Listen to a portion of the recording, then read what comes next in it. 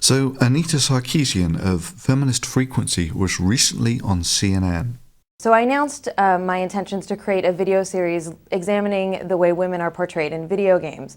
And I was attacked by a section of male gamers. And I think part of the attack was based on their attempt to preserve the status quo of gaming as a male-dominated space and all of the privileges and entitlements that come with an unquestioned boys' club. Well, that's one version of reality, Anita. But here's one that's maybe closer to the truth.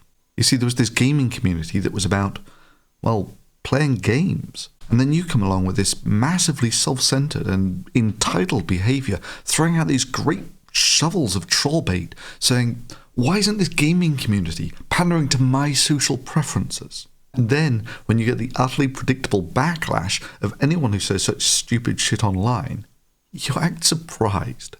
Incidentally, Anita, I find it curious that it's almost 6 months after you've given your TED Talk, the one which you were so proud that your fans had given you $150,000. I actually raised 25 times what I initially asked for. Nearly 7,000 individuals contributed to make my Tropes versus Women in Video Games project bigger and better and more expansive than I could ever have imagined. Now, sure, I could note it's almost a year since this project was funded to the tune of 25 times what you asked for. And thus far, this project of yours, the one that's going to be bigger and better and more expansive than I could ever have imagined, consists of one single 20-minute video. That's all you've made in an entire year.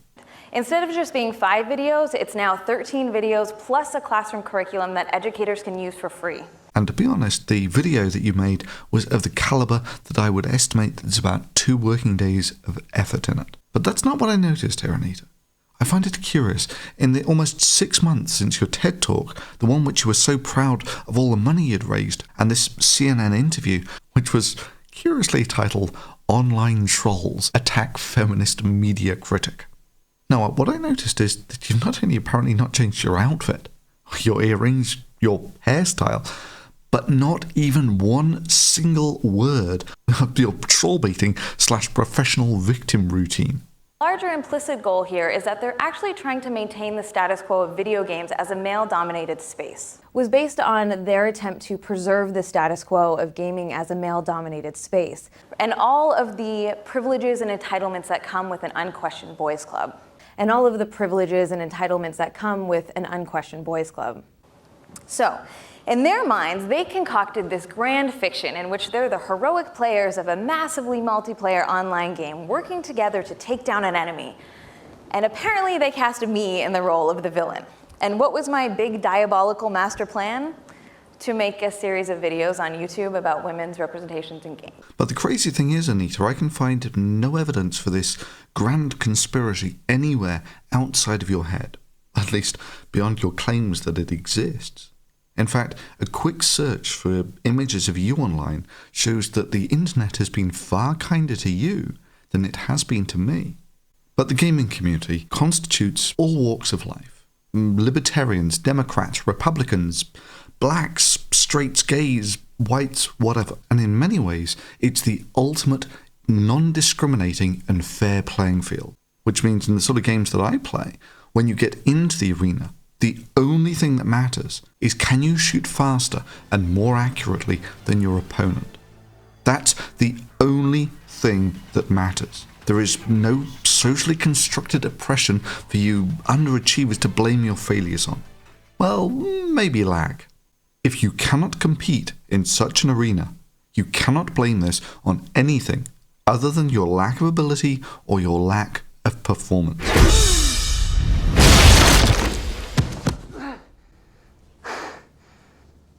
How did I beat you? I don't know if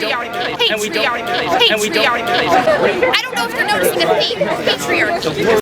Do you believe that my being stronger or faster has anything to do with my muscles in this place?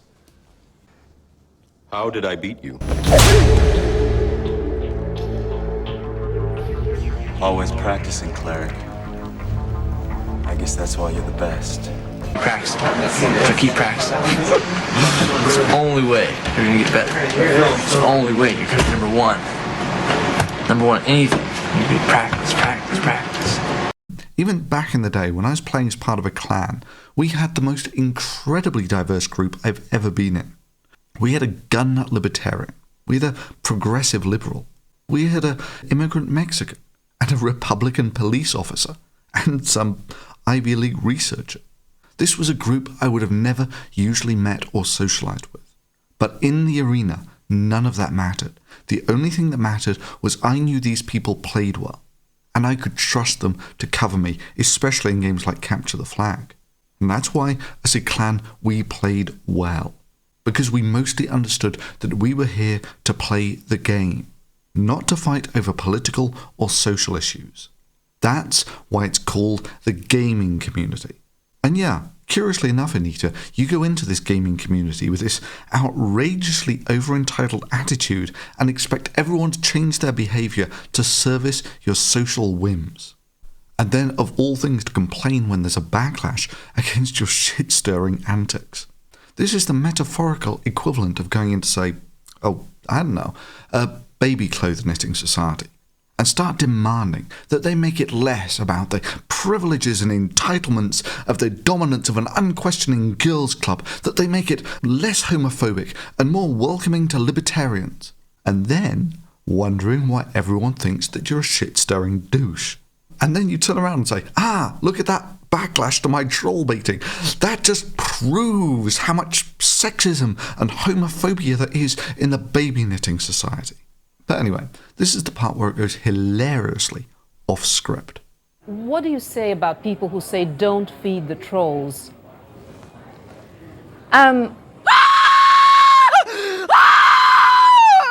Oh, you just got served, Anita.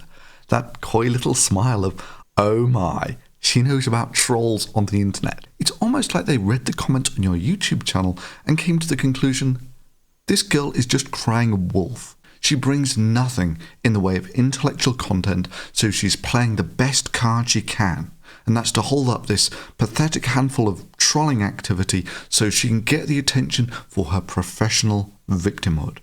And then to claim that the community that for the large part only cares about gaming actually has some scheming plan to keep women out of this fictitious boys' club. Larger implicit goal here is that they're actually trying to maintain the status quo of video games as a male-dominated space. Do you believe that my being stronger or faster has anything to do with my muscles in this place? Practice. So keep practicing. It's the only way you're gonna get better. It's the only way you're gonna be number one. Number one, anything. You need practice, practice, practice. But Anita recovers quickly and gets back onto point. What do you say about people who say don't feed the trolls?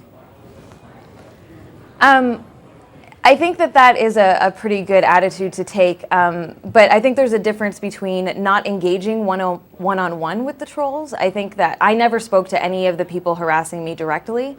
There's a sort of conception that what happened to me was trolling. And trolling is largely thought of as one individual who's trying to get a rise out of another individual. And what happened to me was really a cyber mob, right? It was thousands of individuals coming after me who were loosely working together. Bullshit, Anita. You say dumb shit online, you can expect to get trolled by thousands. And yeah, when you get trolled by thousands, those trolls will occasionally end up talking to each other.